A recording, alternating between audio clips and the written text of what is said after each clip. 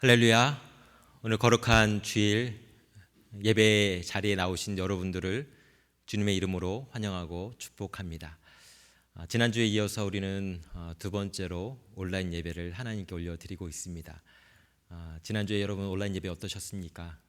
예배당에 나오는 것과 동일한 마음으로 하나님 앞에 나오셨습니까?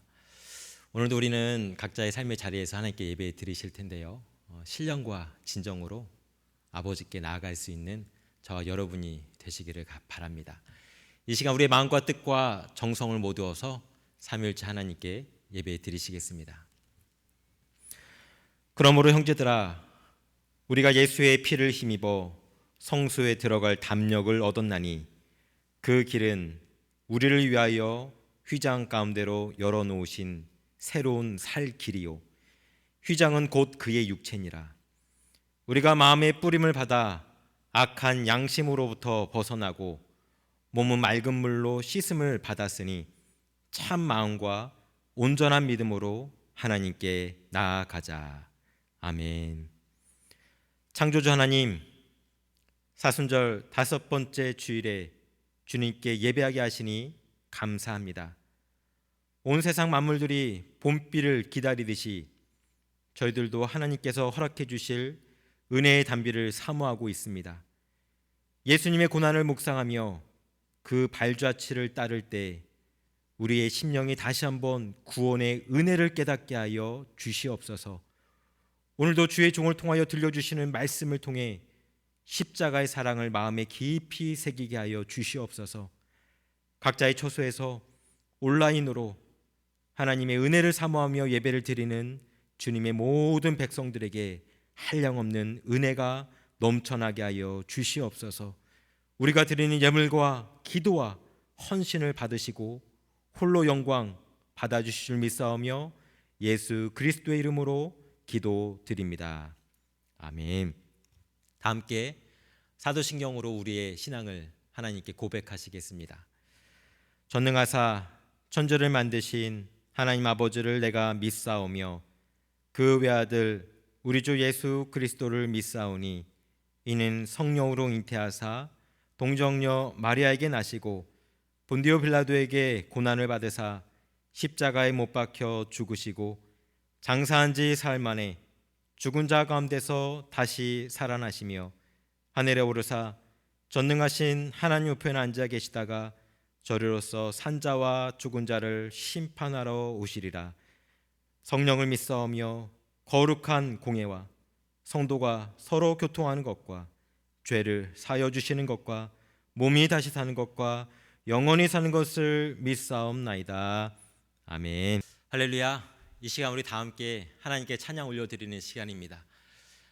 각자 집에서 자유롭게 활동할 수 없는 이 삶의 자리에서 많이 답답함도 느끼고 어떻게 미래가 펼쳐질지 몰라서 여러 가지 마음에 복잡한 감정이 드실 텐데요, 이 시간 우리 하나님을 찬양하는 시간만이라도 세상의 모든 걱정, 염려, 근심 다 내려놓고 주님만 바라보며 나아갈 수 있는 우리 모두가 되었으면 좋겠습니다.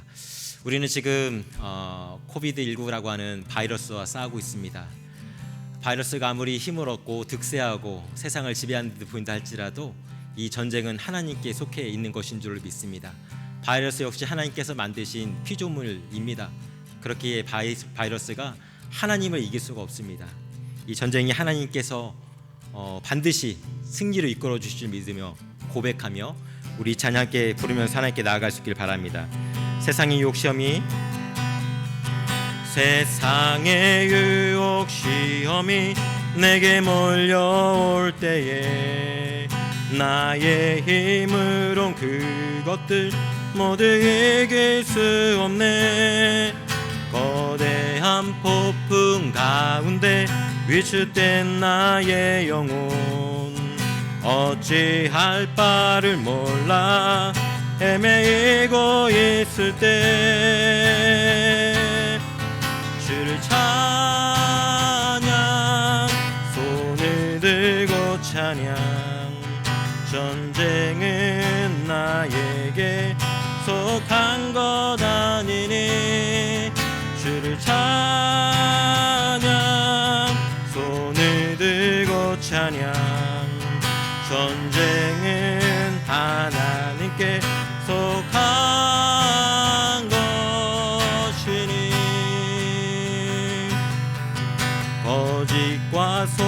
것으로 가득 찬 세상에서 어디로 갈지 몰라 머뭇거리고 있네.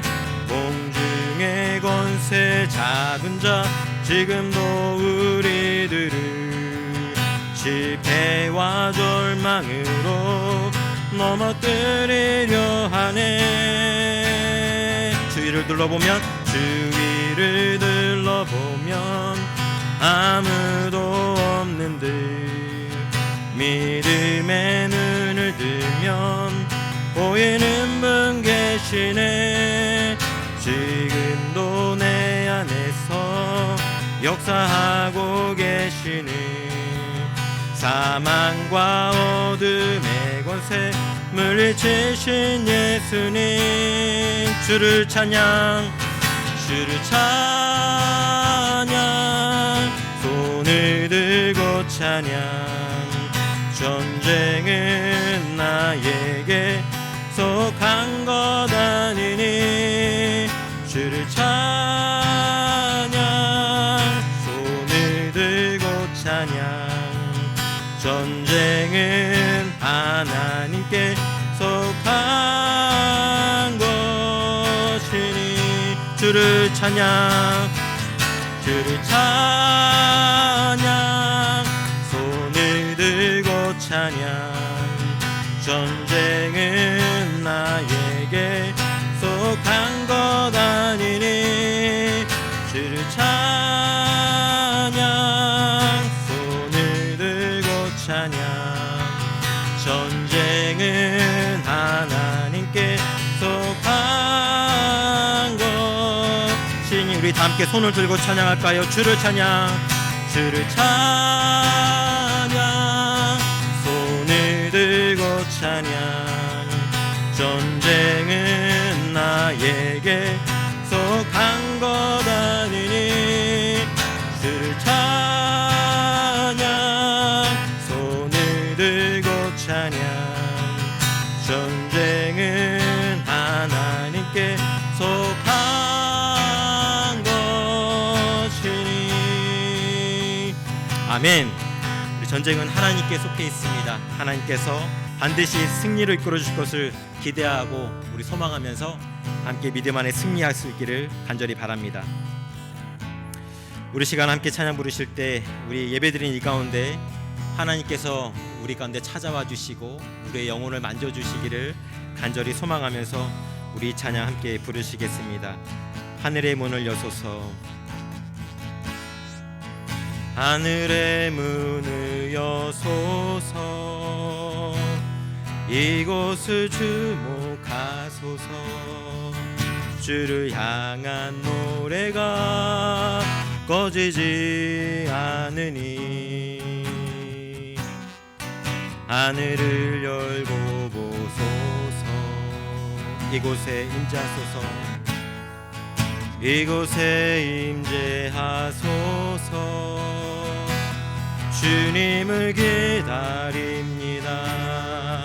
기도의 향기가 하늘에 닿으니 주여 임재하여 주소서. 이곳에 오셔서 이곳에 앉으소서. 이곳에서 드리는 예배를 받으소서.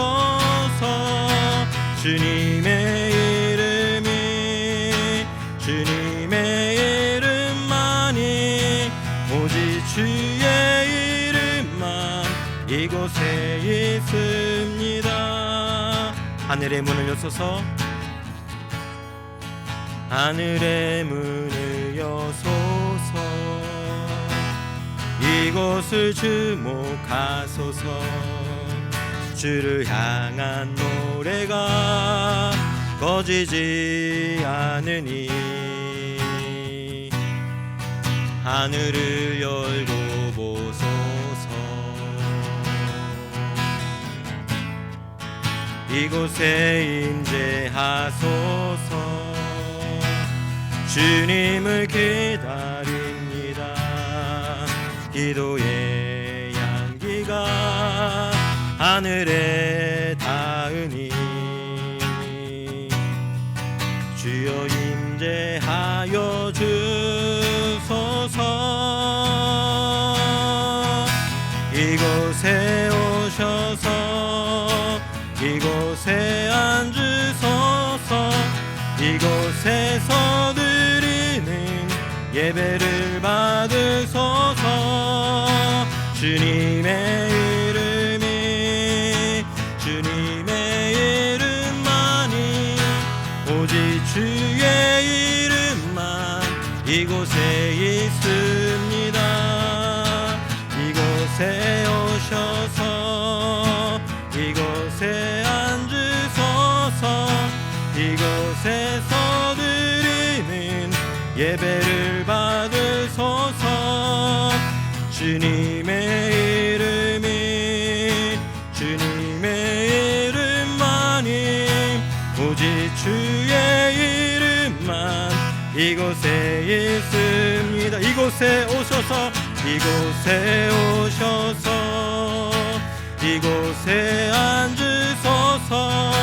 이곳에서 드리는 예배를 받으소서. 주님의 이름만이 오직 주의 이름만 이곳에 있습니다. 오직 주의 이름만 이곳에 있습니다. 오직 주의 이름만 이곳에 있습니다. 우리 시간 함께 기도하면서 나갈 때 주님 우리 가운데 찾아와 주시옵소서. 주님의 은혜가 필요합니다. 주님의 능력이 필요합니다. 주님의 축복이 필요합니다. 예배 드리는 시간 우리 한 사람 한 사람 앉아주시고 각자에게 필요한 하나님의 충만한 은혜가 가득 차고 넘치는 이 예배의 자리가 되게 하여 주시옵소서. 우리 함께 기도하면서 나아가도록 하겠습니다. 오 아버지 하나님, 우리 가운데 찾아와 주시옵소서.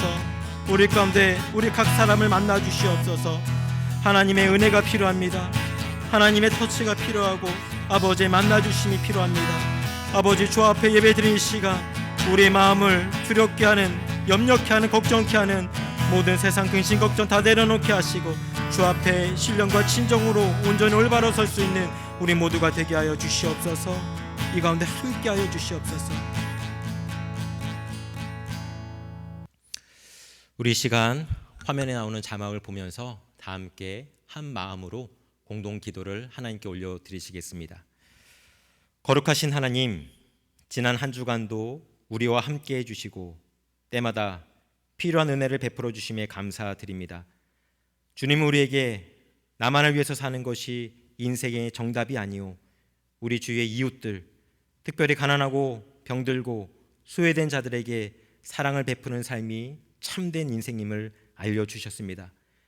비록 지금은 다른 사람에게 가까이 다가갈 수 없는 시기이지만 이후로는 주님처럼 누군가를 위해서 나의 사랑과 헌신을 기쁨으로 내어주는 삶을 실천하도록 도와주시옵소서. 코비드19로 인해서 일상의 삶을 잃어버렸습니다. 하지만 이러한 잃어버림을 통해서 그동안 우리가 당연하게 누려왔던 것이 얼마나 놀라운 축복이었는지를 깨닫게 됩니다. 주님, 이제 날마다 하루하루의 삶을 감사하며 기뻐하는 삶을 살기 원합니다. 앞으로 시간이 흐르면 지금 우리가 경험했던 것이 또 다른 추억거리가 될 것입니다. 이제 다시 오지 않을 지금 이 시간을 각자의 삶의 자리에서 풍성하게 누리며 살아가는 우리 모두가 되게 하여 주시옵소서. 예수 그리스도의 이름으로 기도드립니다. 아멘. 이 시간 하나님의 말씀 함께 보도록 하겠습니다. 오늘 하나님께서 우리에게 주시는 말씀은 구약성경 이사야서 41장 8절부터 13절까지의 말씀입니다.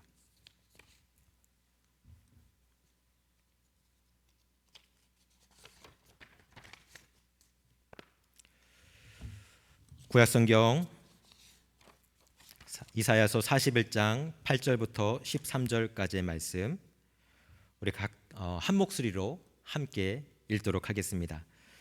그러나 나의 종 너 이스라엘아, 내가 택한 야곱아, 나의 벗 아브라함의 자손아, 내가 땅 끝에서부터 너를 붙들며 땅 모퉁이에서부터 너를 부르고 내게 이르기를 너는 나의 종이라. 내가 너를 택하고 싫어하여 버리지 아니하였다 하였노라. 두려워하지 말라. 내가 너와 함께 함이라. 놀라지 말라. 나는 내 하나님이 됨이라. 내가 너를 굳세게 하리라. 참으로 너를 도와주리라. 참으로 나의 의로운 오른손으로 너를 붙들리라. 보라, 내게 노하던 자들이 수치와 욕을 당할 것이요 너와 다투는 자들이 아무것도 아닌 것 같이 될 것이며 멸망할 것이라. 내가 찾아도 너와 싸우던 자들을 만나지 못할 것이요 너를 치는 자들은 아무것도 아닌 것 같고 험한 것 같이 되리니 이는 나 여호와 너의 하나님이 내 오른손을 붙들고 내게 이르기를 두려워하지 말라. 내가 너를 도우리라 할 것임이니라. 아멘. 이것은 하나님의 말씀입니다. 하나님 감사합니다. 우리 교회 소식 몇 가지를 말씀드리도록 하겠습니다. 우리 사순절 기간을 우리는 계속 보내고 있습니다. 각자의 삶의 자리에서 은혜롭게 사순절을 보내고 있는 줄로 압니다. 매일매일 말씀 묵상에 참여해 주시고요. 우리 함께 릴레이 금식 기도가 계속 진행 중에 있습니다. 우리 성도 여러분, 한 끼 금식하는 것을 통해서 식사를 또 밥을 먹는 것이 얼마나 소중한 것인지 한번 다시 깨닫는 시간이 되었으면 좋겠습니다. 금식 후에는 원하시는 분들은 각자 금식 한 끼에 해당하는 10불 정도를 헌금해 주시면 그 10불을 가지고 또 가난하고 굶주린 사람들을 위해서 잘 사용하도록 하겠습니다. 우리 온라인 헌금 안내를 해드리겠습니다. 우리 교회 나와서 예배를 드리지 못하고 있어서 헌금을 어떻게 해야 될지 모르시는 분들이 많이 계시고 또 저에게 문의를 해오시는 분들이 계시는데요. 현재는 온라인으로 헌금하는 방법이 가장 좋은 방법인 것 같습니다. 젤이라고 하는 수단을 통해서 우리 은행 간 거래 어플리케이션입니다. 그래서 우리 교회 이메일을 입력하시면은 아주 수월하게 헌금에 참여하실 수가 있으십니다. 혹 체크를 보내고 싶으신 분들은 우리 교회 주소가 주보에 나와 있으니까요. 제가 PDF 파일로 주보를 매주 올려드리고 있습니다. 그곳에 있는 주소를 보시고 개인 체크를 우편으로 보내주셔도 좋을 것 같습니다. 페이팔 계정도 최근에 만들었습니다. 오픈을 했습니다. 그래서 페이팔 계정 참조하셔서 원하시는 분들은 페이팔을 통해서 헌금을 해주셔도 좋을 것 같습니다. 우리 주일날 각자의 삶의 자리에서 아마 예배를 드리시게 될 텐데요. 우리 평소 같았으면 예배 후에 우리가 함께 식사하고 그 다음에 모여서 소그룹 모임을 나눌 수 있을 텐데 그렇게 하기가 참 어려운 환경입니다. 하지만 줌 혹은 행아웃이라고 하는 이런 어플리케이션을 통해서 우리가 온라인 상으로 서로 얼굴을 마주하면서 모임을 가질 수가 있습니다. 우리 지난주에는 우리 많은 청년들이 각 소그룹별로 이 온라인 소그룹 모임에 참여하였었는데요. 우리 성도 여러분 가능하신 분들 또 가능한 소그룹들은 서로 시간을 정하셔서 우리 주일날 각자 예배 후에 온라인을 통해서 서로 얼굴을 마주하고 만나시고 또 말씀도 나누시고 기도 제목도 나누시고 비록 우리가 직접 만나지는 못한다 할지라도 이런 수단을 통해서 계속해서 만남을 이어갔으면 참 좋겠습니다. 우리 이제 조만간 부활절이 다가오고 사순절이 끝나게 되는데 안타깝게도 현 상황으로는 우리 부활절에 교회에 나와서 예배를 드릴 수가 없는 상황인 것 같습니다. 아마도 4월달 내내 우리는 각자의 삶의 자리에서 온라인으로 예배 드릴 수밖에 없는 상황인데요. 그래서 제가 여러분께 한 가지 제안을 해드리고 싶습니다. 우리 각자 집에 머무는 시간 동안 우리가 함께 성경을 필사하면 좋을 것 같습니다. 각자 손글씨로 타이핑하지 말고 손글씨로 성경을 필사하면 참 좋겠는데요. 우리 교회에 지금 정식으로 등록된 교인 수가 90명이 약간 안 됩니다. 얼마나 많이 참여하시게 될지는 모르겠지만 한 50명 정도가 참여하신다면 우리 각자 한 25장씩 25장 내외 분량을 필사를 하시면 우리 교인들이 참여해서 우리 성경 전체를 한 권을 쓸 수가 있을 것 같습니다. 우리가 함께 모여서 예배 드릴 수 없는 이 시간들을 그냥 헛되이 보내지 않으면 좋을 것 같고요. 물론 온라인으로도 예배 드리고 있지만 각자의 삶의 자리에서 하나님이 우리에게 주신 이 성경을 열심히 써 내려가면 좋을 것 같습니다. 그래서 제가 우리 젊은 부부나 청년들에게는 구글 닥을 통해서 온라인으로 어느 부분 어느 파트를 담당해서 쓸 것인지 제가 그 양식을 올려놓겠습니다. 그래서 그 양식에 구글 닥에 들어가셔서 어느 부분을 하겠다라고 신청해 주시면 좋겠고요. 제가 용지도 따로 만들어서 PDF로 만들어서 올려놓도록 하겠습니다. 프린터기가 있으신 분들은 각자의 집에서 프린트를 하셔서 쓰시면 좋겠고요. 혹시 프린트를 할 수 없는 분들은 제가 여러분에게 그 해당되는 분량의 그 페이퍼를 우편으로 우송하도록 하겠습니다. 여러분 많이 참여해 주시고 우리 교인들 한 달 동안 4월 한 달 동안 한번 하루에 한 장씩 한 장 정도만 쓰면은 25장 금방 채울 수 있을 것 같습니다. 그래서 온 교인이 성경 한 권 만드는 성경 필사 운동에 참여하시면 너무나 좋을 것 같습니다. 이 시간 우리 다 함께 말씀 듣기 전에 기도하도록 하겠습니다. 참 좋으신 아버지 하나님, 은혜를 감사합니다. 오늘도 우리는 각자의 삶의 자리에서 하나님께 온라인으로 예배를 드리고 있습니다. 주님, 온라인으로 드린 예배 가운데 우리 각 사람에게 임하여 주셔서 성령께서 예배당에서 드리는 것과 동일한 은혜와 또 사랑과 충만한 은혜가 넘쳐날 수 있도록 역사하여 주시옵소서. 이 시간 주님의 말씀을 듣고자 합니다.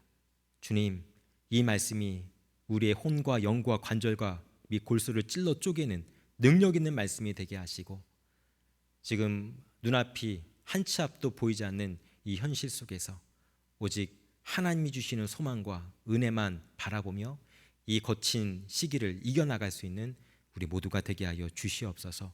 부족한 주의 종은 하나님의 장막으로 철저히 가리워 주시고 오직 아버지의 말씀만 이 예배의 자리 가운데, 말씀 듣는 자리 가운데 차고 넘치는 복된 시간이 되게 하여 주시옵소서. 모든 것 감사하며 예수 그리스도의 이름으로 기도드립니다. 아멘. 할렐루야. 오늘도 하나님의 은혜와 평강이 우리 성도 여러분 가운데 가득 넘치시기를 간절히 축원합니다. 벌써 사순절 5번째 주일이 되었습니다. 조만간 부활절이 다가오고 있는데요. 광고 시간에도 말씀드렸지만 이 부활절을 온라인 예배로 보낼 수밖에 없는 상황이 되어 가고 있는 것 같아서 너무나 안타까운 마음이 있습니다. 하지만 비록 안타깝지만 그럼에도 불구하고 또 하나님께서 여전히 우리와 동일한 마음으로 함께 하시는 줄을 믿습니다. 여러분 각자의 삶의 자리에서 자칫 신앙생활을 나태하게 할 수 있고 또 하나님께 집중하지 못할 수 있는 그런 환경이지만, 이럴 때일수록 더욱더 마음을 다잡고 하나님 앞에 더 가까이 나아갈 수 있는 저와 여러분이 될 수 있기를 간절히 축원합니다. 오늘은 두려워 말라라고 하는 제목으로 함께 하나님의 말씀을 나누도록 하겠습니다. 하나님의 지하 운동이라고 하는 책을 쓴 루마니아의 범브란트 목사님이란 분이 있습니다. 이분은 두려움이 없는 사람인 것 같았습니다. 그는 차우세스쿠 공산주의 독재하에서 인권과 신앙의 자유를 외치다가 박해를 당하고는 감옥에 갇히고 말았습니다. 처음 3년간은 빛도 들어오지 않는 깜깜한 감옥 속에 갇혀 있었습니다. 아마 이런 상황이 지속된다면 낙심되지 않는 사람은 없을 것입니다. 용기가 넘치고 두려움이 없어 보이던 이 범브란트 목사님 역시 마찬가지였습니다. 시간이 흐르면서 이 목사님 역시 깊은 절망의 터널 속으로 들어가게 됩니다. 그는 감옥 안에서 하나님께 원망 섞인 기도를 했습니다. 하나님, 도대체 이런 법이 어디 있습니까? 비록 제가 완벽하지는 못했지만 그래도 저는 하나님을 위해서 최선을 다해서 살아왔습니다. 지금까지 하나님을 위해서 열심히 살아왔는데 이렇게 끔찍한 고통을 당하고 있는 이 현실이 과연 하나님이 원하시는 뜻입니까? 하나님 정말 너무하십니다. 그는 이런 원망의 마음을 품고서 하나님께 울부짖으며 기도하였습니다. 감옥 안에서의 시간이 길어질수록 그의 마음은 죽음에 대한 공포와 두려움으로 피가 마르는 듯 했습니다. 그런데 어느 날 조용히 기도하는 가운데 하나님의 음성이 그에게 들려옵니다. 얘야, 이제 한번 성경을 펴 들어보아라. 그리고 성경 안에서 두려워 말라, 걱정하지 말라, 염려하지 말라, 이 말이 몇 번이나 나오는지 세어보아라. 그날부터 그는 성경을 펴들고 성경을 처음부터 끝까지 꼼꼼히 읽어보기 시작하였습니다. 이 세 단어가 나오는 구절마다 밑줄을 그었습니다. 오랜 시간에 걸쳐서 성경을 다 읽은 뒤 그는 성경에 이 세 단어가 총 366회 기록되어 있다는 것을 알게 되었습니다. 기도하는 가운데 다시 하나님의 음성이 들려옵니다. 성경에 두려워하지 말라는 말이 366번이나 기록된 이유를 알겠느냐? 그것은 1년 365일 하루도 걱정하지 말고 염려하지 말고 두려워하지 말라고 그렇게 기록해 두었단다. 이런 음성을 들은 범버라트 목사님은 옥중 생활을 하면서 두려움에 사로잡혀서 하나님을 원망했던 자신의 초라한 모습이 생각나서 너무나도 부끄러웠습니다. 그런데 그에게 한 가지 궁금한 점이 있었습니다. 그래서 그를 하나님께 묻습니다. 하나님, 그런데 1년은 365일인데 왜 366번이 기록되어 있습니까? 그러자 하나님의 음성이 들려옵니다. 너는 4년마다 한 번씩 윤년이 돌아온다는 것을 알지 못하느냐? 윤년이 돌아오면 6월달은 29일이 되어서 그때는 366일이 된단다. 범브라트 목사님은 유머스럽게 자신의 고통스러운 감옥 생활에 대해서 이렇게 이야기했지만 어쨌든 그는 말씀을 읽으면서 이런 깨달음을 얻고는 마음속에 크나큰 위로를 받게 되었습니다. 그래서 그를 사로잡고 있던 두려움과 절망으로부터 벗어나서 감사하는 마음, 또 소망하는 마음으로 힘겨운 감옥 생활을 잘 이겨낼 수가 있었습니다. 사랑하는 여러분, 코비드19는 우리의 삶을 어마어마하게 바꾸어 놓고 있습니다. 지난 2주간 동안 우리는 평범한 일상의 삶을 완전히 잃어버린 채 살아갔습니다. 마치 우리는 감옥 생활하듯이 집안에 꼼짝없이 머물러 살아가고 있습니다. 이웃에 있는 사람들이라도 자유롭게 만나면 좋으련만 오히려 누군가를 만나는 것이 참 두렵고 조심스러운 일이 되어버렸습니다. 그런데 이제는 이런 불편함도 여러 가지 현실적인 문제로 인해서 수많은 염려와 두려움이 우리의 마음을 사로잡아 가고 있습니다. 스몰 비즈니스 하시는 분들은 손님이 더 이상 찾아오지 않는 이 사업장을 언제까지 운영해야 하는지 고민을 하고 있습니다. 이제 사업장을 그만 접어야 하지 않을까 심각한 걱정 속에 사로잡혀 있습니다. 직장인들은 이대로 가다가는 혹시 직장에서 해고당하지 않을까 하는 염려가 생기기 시작하였습니다. 실제로 지난 2주간 동안 캘리포니아에서 직장을 잃고 실업급여를 신청한 사람들이 무려 300만 명이 넘는다고 합니다. 또한 기저질환이 있으신 분, 연세가 많으신 분들은 혹시 이 바이러스에 감염돼서 죽음에 이르지 않을까 하는 두려움을 가지고 하루하루를 버티며 살아가고 있습니다. 아이들과 함께 집안에서 하루 종일 시간을 보내는 엄마 아빠들에게는 이제는 아이들이 두려운 존재가 되어가고 있습니다. 아이들과 하루 종일 함께 지내면서 어떻게 오늘 하루를 보내야 할지 눈앞이 캄캄해지곤 합니다. 이처럼 코비드19로 인해서 우리는 각자의 상황에 따라서 수많은 종류의 두려움, 염려, 근심, 걱정 속에서 살아가게 되었습니다. 여러분, 그렇다면 어떻게 우리 안에 있는 이 원치 않는 두려움들, 이것들을 어떻게 떨쳐낼 수가 있을까요? 어떻게 우리는 하나님의 신실한 자녀로서 이 험난한 시기를 담대하게, 힘있게, 용기 있게 살아나갈 수가 있을까요? 우리 그에 대한 비결을 오늘 말씀을 통해서 함께 찾아보기 원합니다. 오늘 본문은 바벨론 포로기를 살아가던 이스라엘 사람들에게 이사야 선지자가 전해준 하나님의 말씀입니다. 바벨론에서 포로 생활을 하면서 힘겨운 삶을 이어가던 이스라엘 사람들에게 또 다른 한 가지 걱정거리가 생기게 되었습니다. 그것은 이웃의 강대국이었던 페르시아의 고레스 왕이 등장하게 된 것입니다.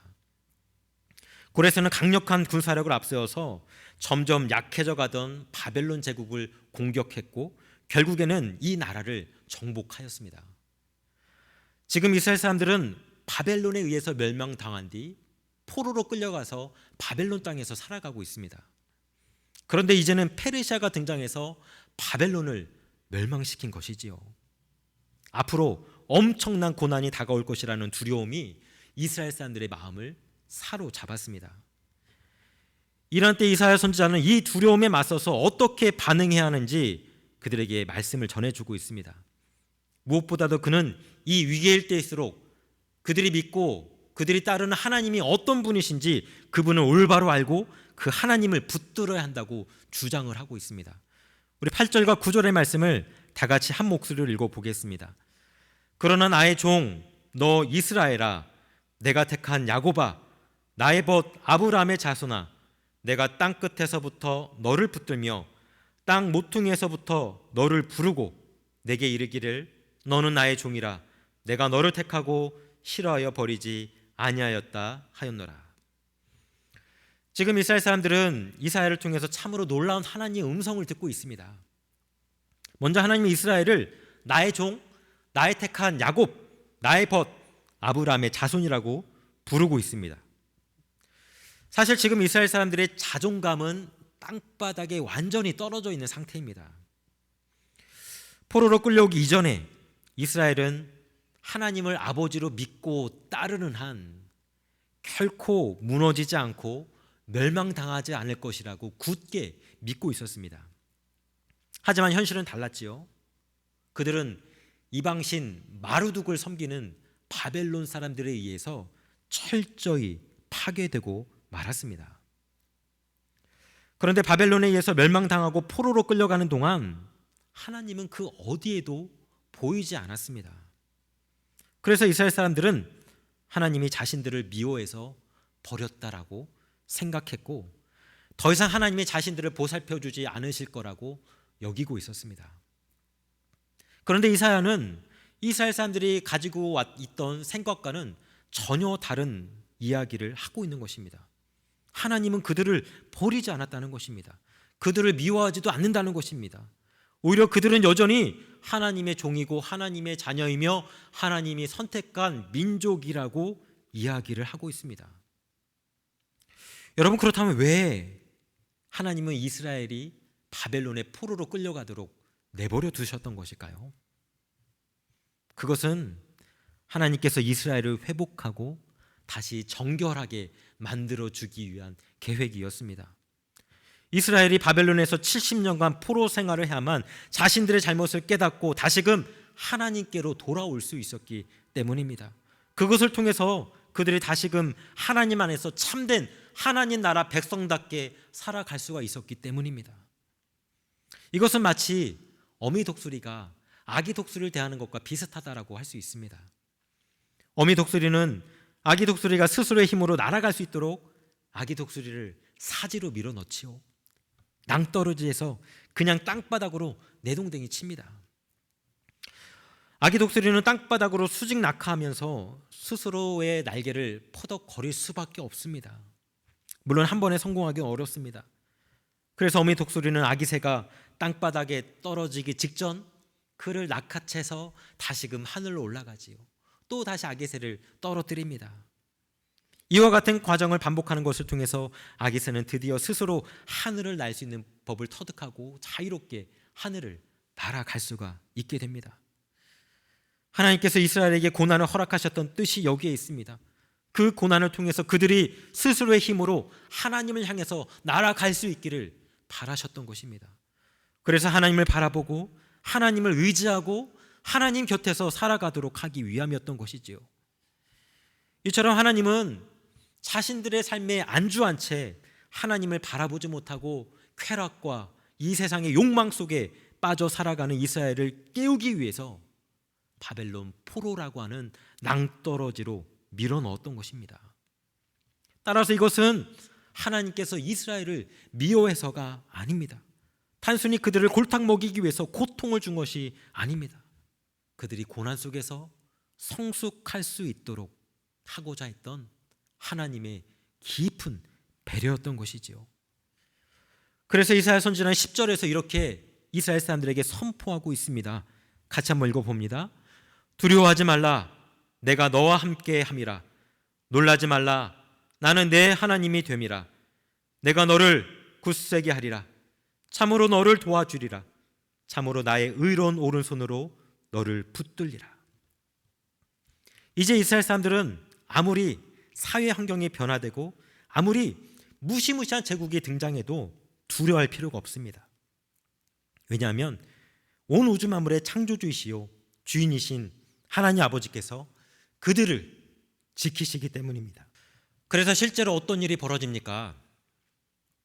고레스는 바벨론을 멸망시킨 뒤 바벨론에 뽀로로 끌려왔던 이스라엘 사람들을 못살게 굴지 않았습니다. 오히려 그들에게 호의를 베풀었습니다. 그래서 바벨론에 포로로 끌려왔던 이스라엘 사람들을 자신의 고국으로, 그들의 고국으로 돌려보내는 일을 감당하게 되지요. 페르시아의 왕 고레스는 하나님이 택한 사람이었습니다. 하나님은 고레스를 통하여서 이스라엘이 회복할 수 있는 길을 열어주셨던 것이지요. 사랑하는 여러분, 하나님이 일하는 방식은 우리의 생각을 뛰어넘습니다. 모든 사람들이 고레스 왕의 등장을 무서워하며 두려워 떨 때 오히려 하나님은 고레스 왕을 통하여서 자신이 계획했던 신실한 일을 이루어 가셨던 것입니다. 우리는 지금 마치 코비드19가 세상의 주인인 듯한 시대를 살아가고 있습니다. 지난주 트럼프 대통령이 기자회견을 하면서 현재 진행 중인 락다운을 부활절 즈음에 풀면 좋겠다는 이야기를 했습니다. 그러자 다음 날 미국 국립보건원에서 일하고 있는 닥터 파우치가 기자회견하면서 이런 말을 합니다. 당신이 시간표를 정하는 것이 아니라 바이러스가 시간표를 정하는 겁니다. 라고 말입니다. 지금 세상의 주인은 바이러스입니다. 그래서 언제 이 전염병이 끝날지 그 시점을 알지 못해서 많은 사람들이 답답함과 고통을 호소하고 있습니다. 그런데 이 세상의 왕노릇하는 바이러스는 우리에게 육신의 질병을 줄 뿐만 아니라 두려움이라고 하는 마음의 질병까지 함께 전염시켜 가고 있습니다. 여러분, 이렇게 힘들고 어려운 시기를 보내면서 우리가 해야 할 일은 무엇입니까? 오늘 이사야 선지자는 우리에게 하나님만 바라볼 것을 요청하고 있습니다. 왜냐하면 살아계신 하나님께서 이 위기를 통해서 우리가 생각하지도 못하고 상상하지도 못했던 새로운 일을 이루어 가실 것이기 때문에 그렇습니다.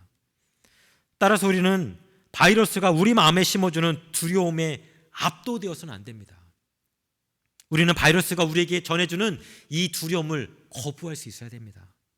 그렇게 하기 위해서는 우리의 시선을 아버지 하나님께 고정하고 그분의 도우심을 간구하면서 살아갈 수밖에 없습니다.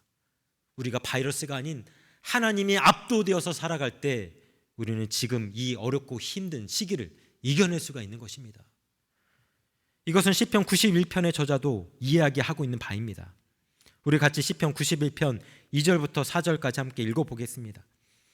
나는 여호와를 향하여 말하기를 그는 나의 피난처요 나의 요새요 내가 의뢰하는 하나님이라 하리니 이는 그가 너를 새 사냥꾼의 올무에서와 심한 전염병에서 건지실 것이미로다.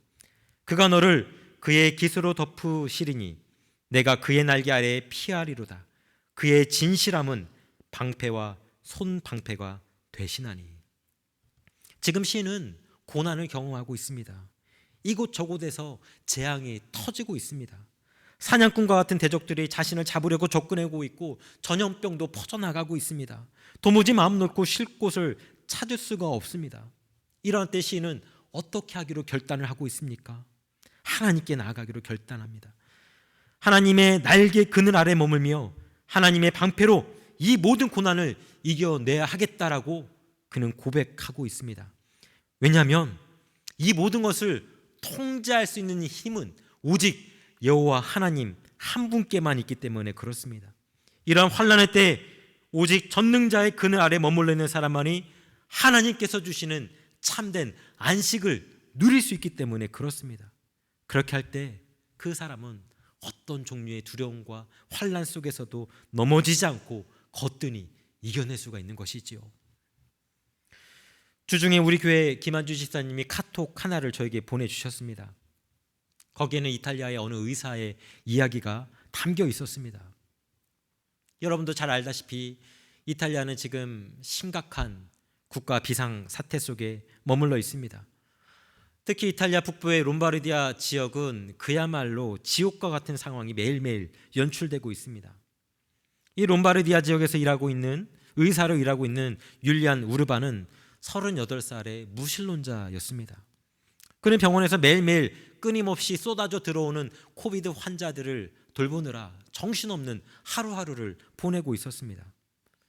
어느 날 75세의 환자가 병원에 들어왔는데 그는 목사였습니다. 그런데 그의 모습은 일반 환자들과는 달랐습니다. 물론 그는 다른 환자들처럼 심각한 호흡 곤란을 겪고 있었고 완치받기는 어려운 상태였습니다. 그 환자 자신도 곧 자신이 죽을 수밖에 없다는 것을 알고 있었습니다. 하지만 그럼에도 불구하고 그의 얼굴은 평안했습니다. 두려움이 없었습니다. 그 목사님은 제 몸 가누는 것도 쉽지 않았음에도 불구하고 환자들 사이사이를 돌아다니면서 그들을 위로해 주었습니다. 그리고 그들의 두려움을 없애주기 위해서 그들을 위해서 성경을 읽고 기도를 해 주었습니다. 그 목사님은 죽음의 문턱에서 제대로 호흡도 하지 못하며 사시나무 떨듯이 공포에 사로잡혀 있는 사람들에게 다가가서 그들에게 하늘나라의 소망에 대해서 이야기를 해 줍니다. 그러면 사람들은 마음의 안정을 찾고 병상에서 차분하게 죽음을 기다리곤 하였습니다. 환자들이 죽어나갈 때 의사는 그들에게 아무런 도움도 줄 수가 없었습니다. 하지만 하나님의 사람이었던 이 목사님은 사람들이 평안 속에서 기쁨 속에서 하나님께 나아갈 수 있는 길잡이 역할을 해 주셨던 것입니다. 그 목사님은 그렇게 많은 사람들에게 평안과 위로를 심어주고 자신도 하늘나라로 떠나갔습니다. 무신론자 의사 율리안 우르바는 75세의 그 목사님이 자신의 생명이 다해가는 그 순간에도 죽음을 두려워하지 않고 평안함 속에서 하늘나라의 소망을 전해주는 그 모습을 보면서 하나님의 존재에 대한 확신을 얻게 되었습니다.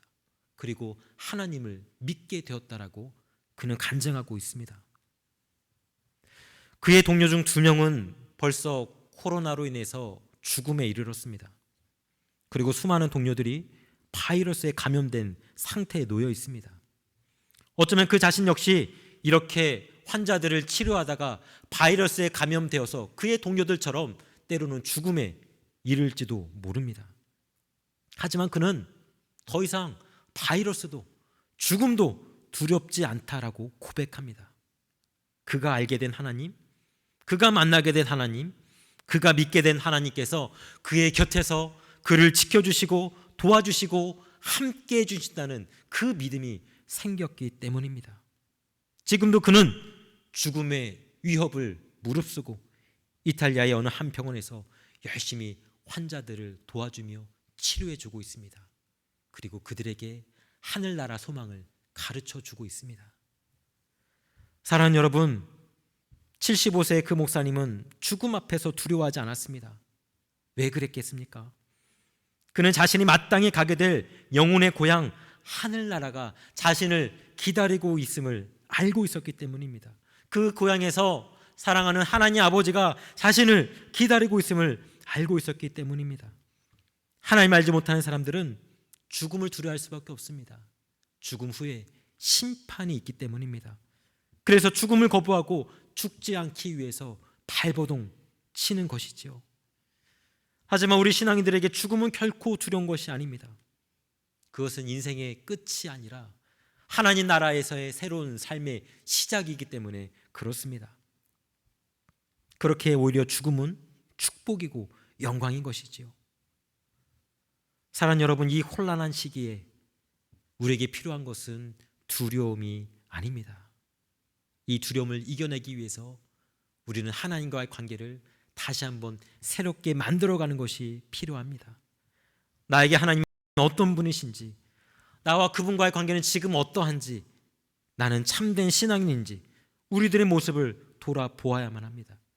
오직 아버지 하나님과 진실하고 친밀한 관계를 회복한 그 사람만이 이 모든 두려움과 환난으로부터 승리할 수가 있는 것이지요. 성경에 두려움을 이겨낸 또 한 사람이 등장합니다. 그는 여호수아입니다. 여호수아는 불세출의 지도자 모세의 후계자로 지명이 되었습니다. 후계자로 지명되기 이전부터 여호수아는 모세의 수행 비서 노릇을 해왔습니다. 리더로서 어떻게 행동해야 되는지, 어떻게 살아가야 하는지 그는 오랜 시간 동안 철저히 배웠습니다. 하지만 그럼에도 불구하고 이제는 리더의 자리에 올라서 200만이 넘는 사람들을 통솔해 간다는 것은 어마어마한 도전이었습니다. 당연히 그의 마음속에 두려움과 근심, 걱정이 그의 존재를 사로잡게 되었습니다. 그때 하나님은 여호수아에게 나타나셔서 이런 말씀을 해주셨습니다. 여호수아서 1장 6절부터 8절까지 말씀입니다. 우리 같이 한번 읽어보겠습니다. 강하고 담대하라. 너는 내가 그들의 조상에게 맹세하여 그들에게 주리라 한 땅을 이 백성에게 차지하게 하리라. 오직 강하고 극히 담대하여 나의 종 모세가 내게 명령한 그 율법을 다 지켜 행하고 우로나 좌로나 치우치지 말라.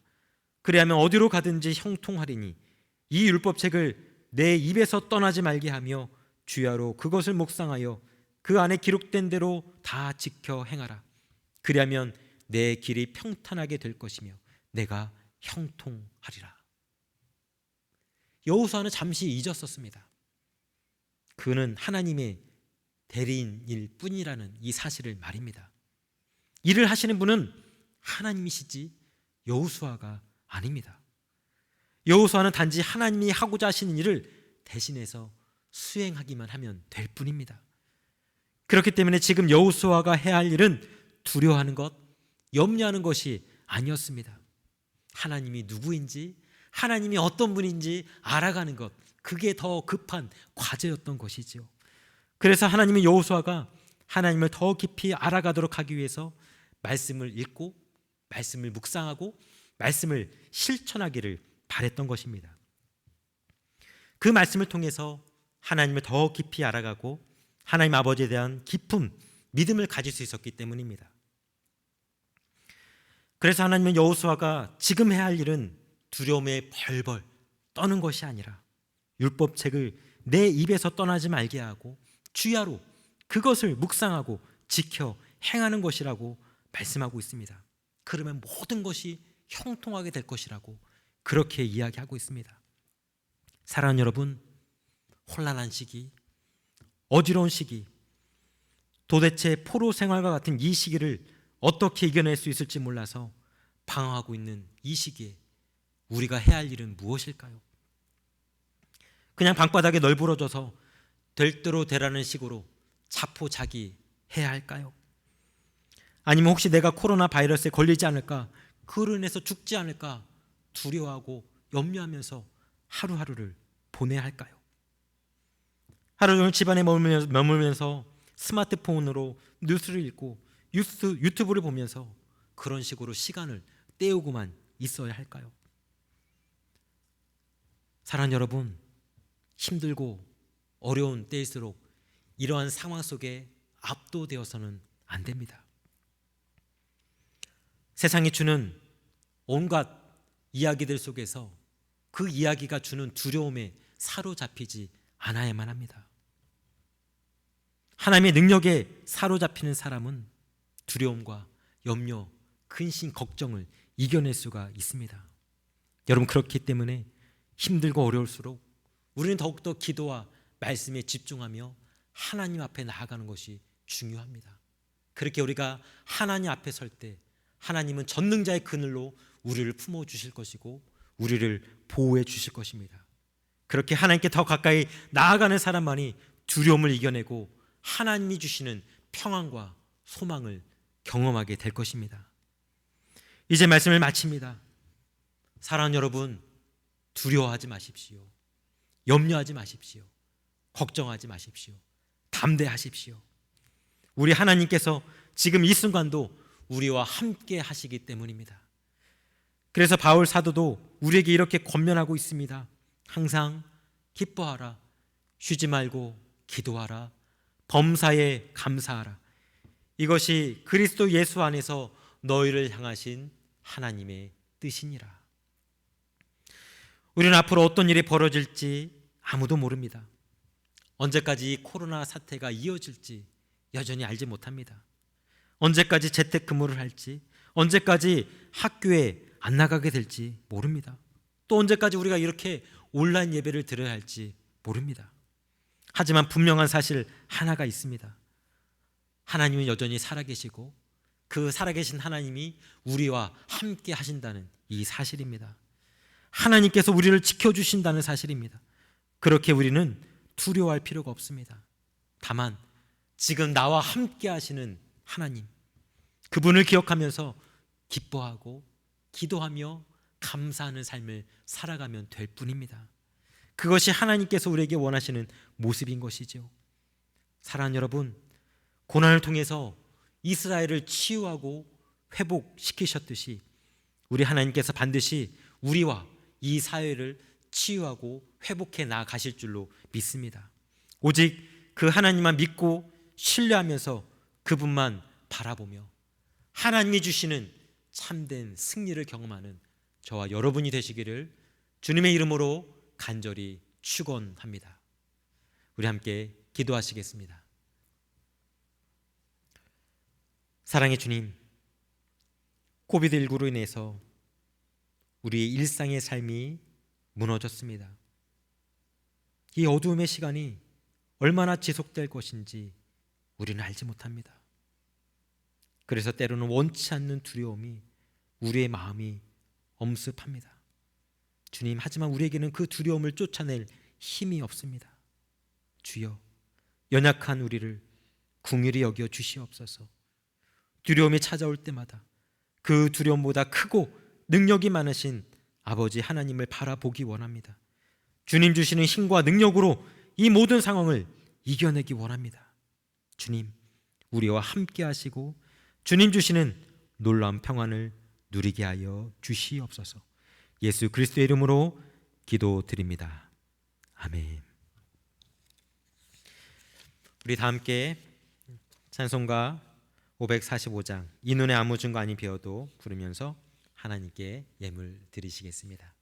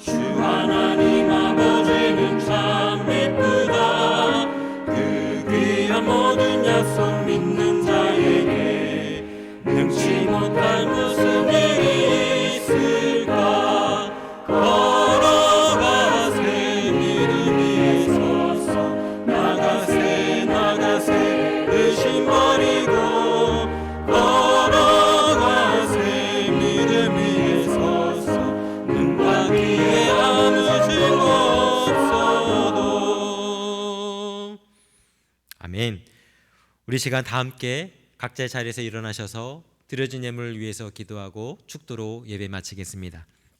참 좋으신 아버지 하나님, 은혜와 사랑 감사합니다. 오늘도 이렇게 하나님의 은혜 가운데 예배를 드리게 하시니 감사합니다. 예배를 드리며 준비한 예물을 아버지께 올려드린 손길들이 있습니다. 주님, 하나님의 손길들 기억하시고 그 손길들 가운데 하나님의 한량한 축복과 은혜가 넘쳐나게 하여 주시옵소서. 이 예물이 하나님 나라를 위해서 귀하게 쓰여질 수 있도록 도와주시고, 이 힘들고 어려울 때 특별히 소외되고 또 가난하고 병든 자에게 아름답게 쓰임받는 복된 예물이 되게 하여 주시옵소서.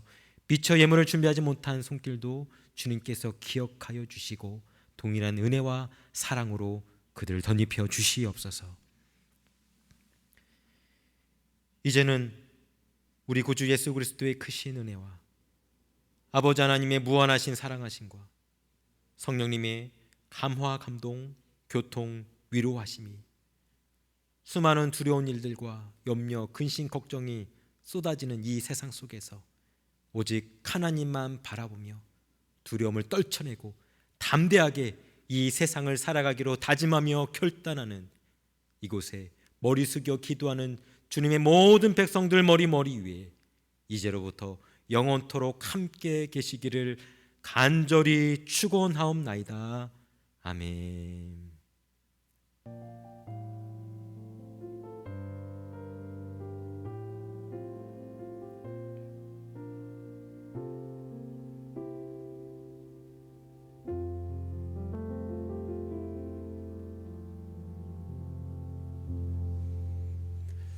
사랑하는 여러분, 예배 마쳤습니다. 남은 하루도 은혜 가운데 잘 보내시길 바라고요. 성도 여러분 한 분 한 분 너무 보고 싶습니다. 빨리 볼 수 있는 길이 열렸으면 좋겠고요. 그 시간이 빨리 다가왔으면 좋겠습니다. 한 주간도 주님의 은혜 가운데서 승리하시고 두려움 마시고 담대하게 주님과 동행하는 한 주가 되시길 바랍니다. 감사합니다.